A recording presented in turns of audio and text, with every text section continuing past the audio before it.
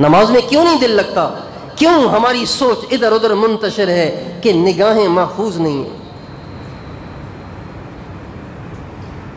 اور نگاہوں کو جھکانے میں بتائیے خرچہ کیا ہوگا؟ کیا خرچہ ہوگا؟ کون سی مشقت ہے، کون سی اس میں تکلیف ہے؟ اپنی نظروں کو جھکانے میں کیا تکلیف ہے؟ بس ایک نفس کو مارنا پڑتا ہے اور کچھ بھی نہیں ہے۔ ہمارے نبی کی سنت ہے خافضت طرف، ہمارے نبی کی نگاہیں جھکی رہتی تھی، ہمارے نبی کی نگاہیں جھکی رہتی تھیں۔ آپ جھکاتے نہیں تھے، آپ کی پہلے ہی جھکی رہتی تھی۔ ہم تو جا رہے ہوتے ہیں نا، کوئی سامنے سے عورت آ رہی ہے، ایک دفعہ اس پہ نظر پڑے گی، پھر کہیں گے استغفر اللہ، پھر نظر نیچے کر لیں گے۔ ایسے ہی ہوتا ہے نا۔ حضور ایسے نہیں کرتے تھے، حضور کی نگاہ ہوتی ہی نیچے تھی، خافضت طرف، آپ کی نگاہیں نیچے رہتی تھیں۔ بلکہ حدیث میں آتا ہے کان اشد حیاء من العذراء فی خدرها، ہمارے نبی کنواری لڑکی سے زیادہ شرمیلے ہوتے تھے۔ اس زمانے کی کنواری لڑکی،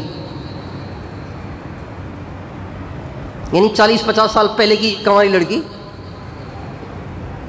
آج کل تو موبائل کے اثرات سے وہ حیا ہی نہیں رہا، وہ حجاب ہی نہیں رہا۔ راستے میں جا رہے ہوتے ہیں، سامنے سے عورتیں آ رہی ہوتی ہیں، ہم دیوار سے چپک جائیں تو چپک جائیں، انہوں نے تو راستے کے بیچ میں ہی آنا ہوتا ہے، نہ ہٹے تو ٹکر لگ جائے۔ یہ حال ہو گیا ہے۔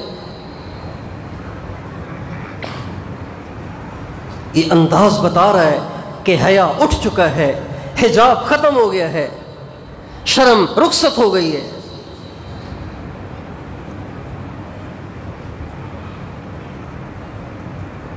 میرے دوستو، اپنی نظروں کو جھکانے کے عادی بنے۔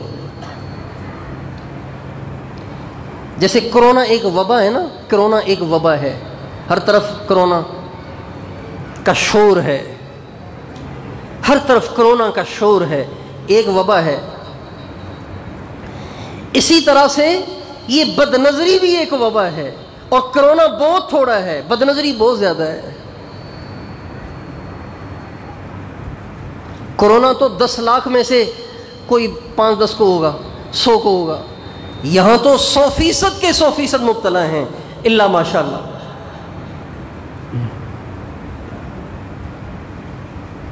کتنے مدرسے میں پڑھانے والوں کے فون آتے ہیں کہ جی نگاہیں قابو سے باہر ہو گئی ہیں، کیا کرنا چاہیے؟